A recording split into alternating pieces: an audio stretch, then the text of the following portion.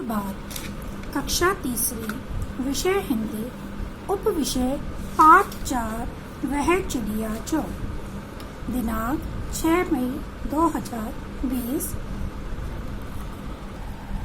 आज हम केदारनाथ अग्रवाल जी द्वारा लिखी गई यह कविता का सारांश करेंगे और कविता पढ़ेंगे।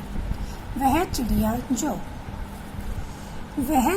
जो चोंच मारकर दूध भरे जूड़ी के दाने रुचि से रस से खा लेती है। यहाँ पर रचयिता कह रहे हैं कि एक चिड़िया है जो चोंच मारकर दूध भरे हुए दानों को बहुत ही खुश होकर चाव से खाती है। जब फसल अध पकी होती है तो उनमें दाने छोटे छोटे होते हैं, उनको कहते हैं दूध भरे दाने, और उनको चिड़िया बहुत ही मन से चाव से खाती है। वह छोटी संतोषी चिड़िया नीले पंखों वाली मैं हूँ, मुझे अन्न से बहुत प्यार है। आगे कहते हैं वह छोटी सी चिड़िया बहुत ही संतोषी है, उसको हर चीज में संतोष ही संतोष नजर आता है।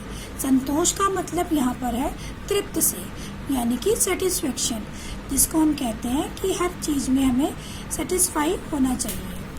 तो यह छोटी सी चिड़िया बहुत ही तृप्त होती है। अगर उसे किसी दिन कम भोजन मिलता है तो भी वह संतोष कर लेती है और ज़्यादा में भी संतोष कर लेती है।